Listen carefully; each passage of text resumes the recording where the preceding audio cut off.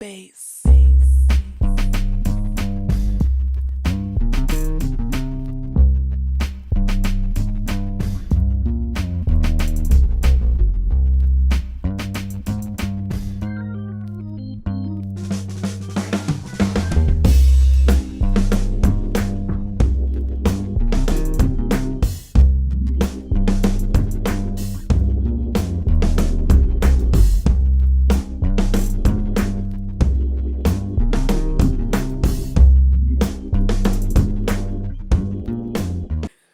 Dysfunctional Family, episode 38. Eight. Wow. We OGs now. I feel like we First and only take. Boom. All right, you don't have a back song, so just Don't get have into a back it. All right, song. so then I wanted to sing let's just start something though talking that to the I'd done people. before, but you won't So then let let's me. just start talking to them. All right, so just start talking to them, whatever. We You back. This is part 2 of Common Conflicts. We are on a mission this year. For those who didn't see our last episode, we're on a mission this year to really be more solutions oriented with our content, to respond to relationship problems with some of what we believe are best practices in our 19 years of dating experience and our soon to be 9 years of marital experience.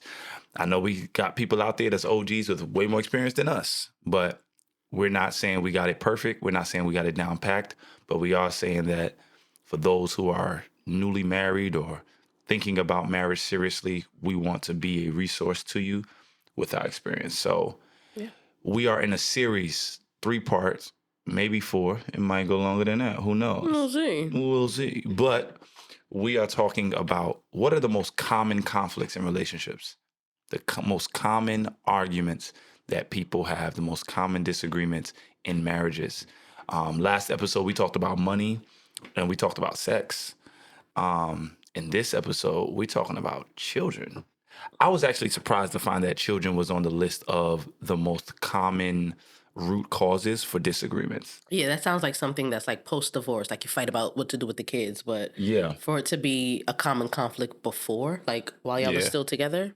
Not to say, first of all, I don't want to sound holier than thou. Not to say we've never disagreed about we have. Something connected to the kids. It just, for it to be like top 3 things that people, disagree about, I guess it just hit me off guard. But yeah, recently, Amanda, I need listen, matter of fact, I actually need our community to really help step up and help me out. What'd I do? Amanda, for the last few months, has been having ridiculous baby fever. He gave me fever. Now, we have children. We have 2, 7 and 6 years old, okay? Amanda, every time we get around a child, she's looking at me with her eyes like, 1 more? You know what I'm saying? Like, and it got me like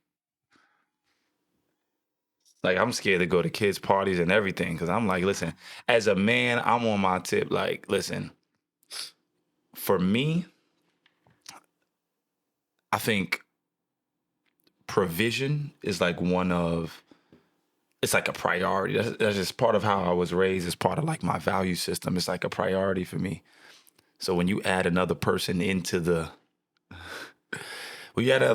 our vision, it's hard for me to be a pro. You feel me? They eat at the income, you know what I'm saying? So I know there's a lot more to parenting than that. But anyways, just getting into this idea of children being a source of conflict for couples. Recently, man, has been having ridiculous baby fever, yo, and it's just been having me think about, what is our experience, you know what I'm saying? And in parenting, and why does parenting serve as a source of contention for a lot of couples? One of the things that we mentioned last week that I want to reiterate is the idea that most of these issues, the common ingredient is miscommunication. Yep. Most disagreements, common ingredient, the common thread you'll find is miscommunication. And I think that when it comes to children, the possibility of why children could be a point of contention and frustration for couples is, for one, I think how we were raised informs how we want to raise. Absolutely. So whether that means we were traumatically impacted by something, so we like go the opposite end of that spectrum to make sure we don't do that for our kids. And for our partner, it might be too much. It's like you're going it's too not hard. even that serious. Right. It's not even that deep. But I just think that we come in with so many different value systems. We come from different cultures. We brought this up before in previous episodes. Like I'm like African American, right? Like my family, I believe my ancestors are from Africa, but my family's born in America. I knew great grandmothers. Like I had 3 out of my 4 great grandmothers. I knew all of them, and all of them were from America. Their mothers were from here, so it's like.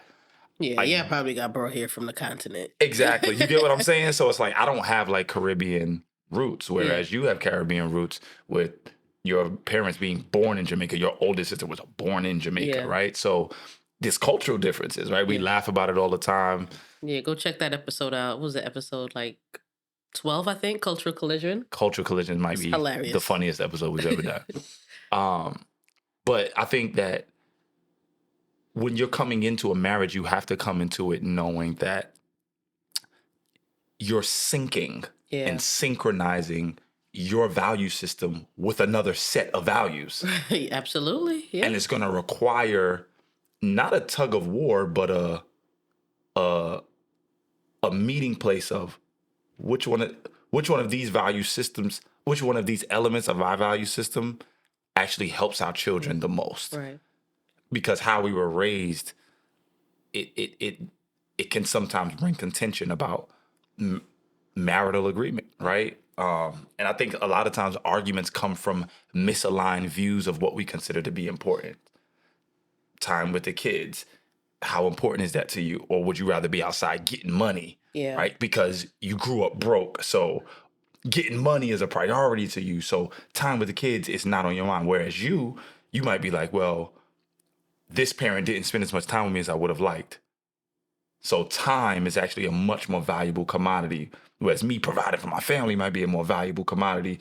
It makes me feel more important. Yeah. You know what I'm saying? But really, as I've said before, what we're doing is trying to correct something from our past, and we have to know when we're in that space of trying to fix us, little child us, and not trying to help foster our own children. For sure. I totally agree, because I think, like you said, the merging and the coming together and the synchronization is really important, because it helps you kind of reflect on, okay, well, what works for me in my childhood, what didn't work for me, and the same for you, and what elements can I take from your life's experiences, and what elements can I take from my life's experiences, and bring them together so that we can raise the best, do the best job at parenting that we possibly can. You know what I mean? But in addition to that, I think part of what contributes to making children or having the topic of children be a source of contention in relationships and marriages, it's not only how we raise our children and what value systems we bring to parenting, but also considering, have we idolized our kids to be more important than our partner or our marriage? That's nasty. It's like, yes, you love your children. You want to give them the best possible life you can. I didn't have this growing up, so I'm going to, make these sacrifices and do X, Y, and Z to make sure my kids have what I didn't have. Or my parents did a great job in this area, so I'm going to make sure that I do the best I can to copy that and carry that over into how I parent my kids. But at what expense? Like, how much are you putting too much into? And it sounds weird to say putting too much into parenting, because you really want to give your kids as much of you as you can. Right. You know what I mean? Right. But is there also really a thin line that you walk in making sure that the energy and the time, the resources, all of that you give to your kids is not at a deficit, that your marriage is not taking a hit, where my husband or my wife is not getting enough time with me because they're spending so much time with the kids. Like, we went to the park, then the movies, then, we cooked dinner together, then I read them a bedtime story, and now I'm too wiped out to hang out with you at the end of the day. Right. Excuse me, y'all. Excuse me. It's like you want to make sure that you're balancing that really, really well, that your kids are getting the best and the most of you, and your partner is getting the best and the most of you. And I think that can be kind of tricky if you're not intentional about it. Yeah. So I think the reason what I'm hearing is the reason it causes friction is, one,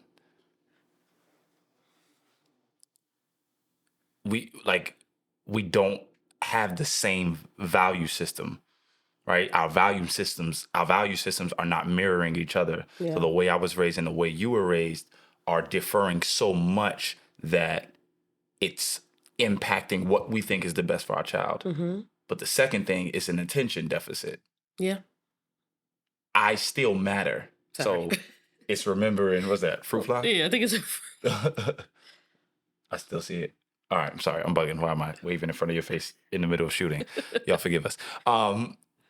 It's like, I still matter, and don't ever forget that I matter. And listen, we can't forget that our spouse matters, because I'm with you. I think there is a thin line between attempting to optimize our children's success in life and their future and obsessing over our children's like well-being overall. right. So I do believe that we have to remember, when your children grow up and have their own children, when your children grow up and go off to college, when your children grow up and go start their business or randomly move across the country or say they want to study abroad, whatever, you know who you left with?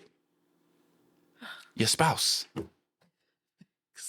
You left with your spouse. So you can't try to give your children so much that it hurts your relationship. Yeah. That's when it becomes a point of contention. It's like, we need to be, and that's why I think your point and my point actually sync well together.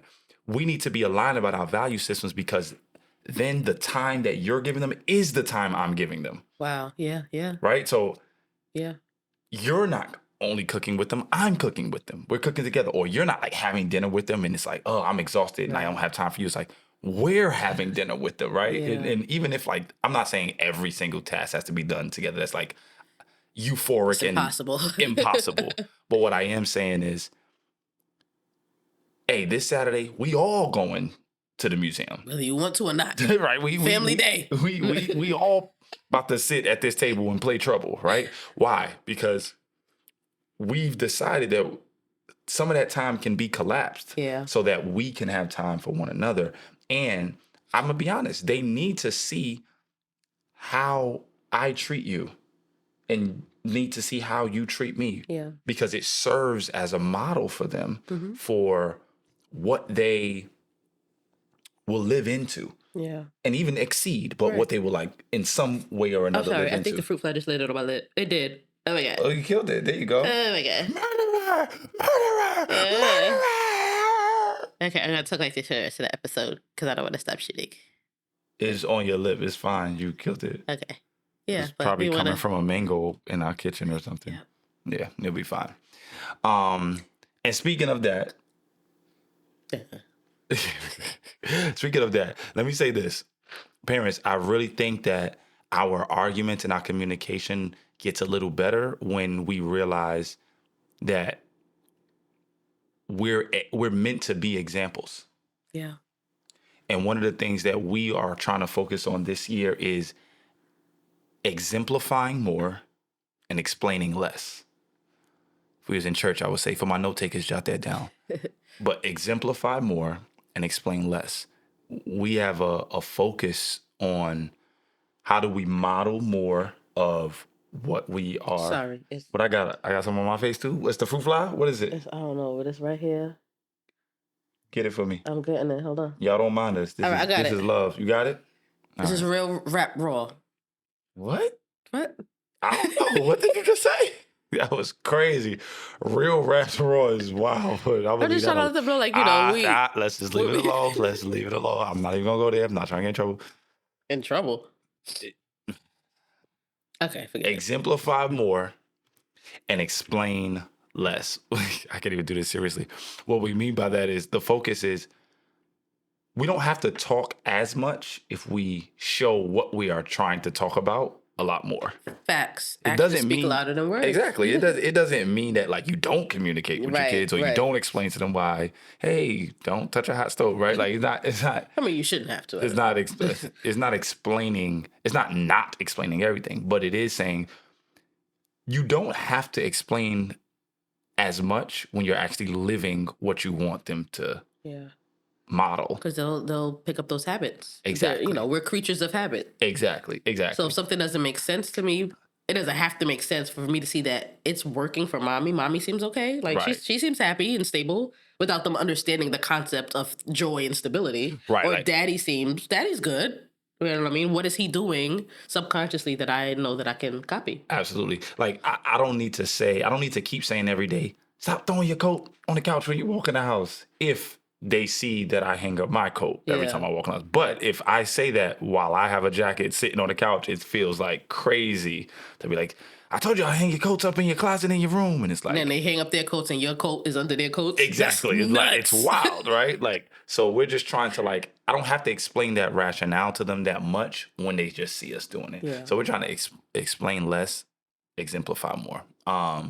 So as it pertains to just disagreements, as it pertains to arguments, especially when it comes to children, we think that you truly, truly have to meet with your spouse and align on what are some of the values you're carrying in that you know are valuable and that have helped you develop into the person that you are. And how do we make sure we both are on the same page about that thing Right. when we're raising our kids, right? And just be balanced about time. If you see one person spending too much time with the kid, hey, give them a break. Give them a break. Balance out the time if you're not able to do things with the family together, so that everybody has a fair share of the brunt of parenting. Because parenting is hard, it's weighty, Listen. it's I mean, it's a beautiful thing. Want another baby. Yeah, you kind of wildin'. All right. Go. I want to go lay down. All right. Speaking of go lay down, this episode is also brought to you by Rest by Lynn. Listen, I'm right now holding one of the most comfortable pillows I have ever laid my head on. Ever. And I'm not saying this because this is a partnership. It's actually a partnership because I believe this is one of the most comfortable pillows I've ever laid on. Listen, hit up restbylynn.com. She's offering y'all a special discount only because y'all rocking with Dysfunctional Family. So go to restbylynn.com for all of your pillows. I'm talking She got pillows. neck pillows. Yeah, neck pillows She for got when you couch fly in. pillows. Couch pillows. She got floor pillows. Floor pillows. If you want to go on a picnic, the oversized jumbo joint. I mean, all the dope pillows. Galore. Y'all go to restbylynn.com. She has a special code just for you for tuning in. TFF15. All right? 15. That stands for Dysfunctional Family. So TFF15, and you're going to get 15% off any of your orders. All right? I'm telling you, go. This is some of the best pillows you'll ever get. And they beautiful, too. Beautiful. So many different Kente fabric. It's just beautiful. All right. Rest by Lynn. Peace. Gucci. Amanda, no. Or at least not now. Let me say that. So when? Commit. No. Yes. Now. Commit to when we're having a baby in front of everybody on YouTube. So you have some accountability partners. Accountability partners? Millions of accountability partners. All right. What is one thing that your parents did for you that you are grateful for? I'm not answering you till you answer me. Hey, we could let the tape roll out and run out of space on the memory card. I'll let y'all know how this goes. I'll follow up with y'all. Ask me again. What is one thing that your parents did that you are grateful for?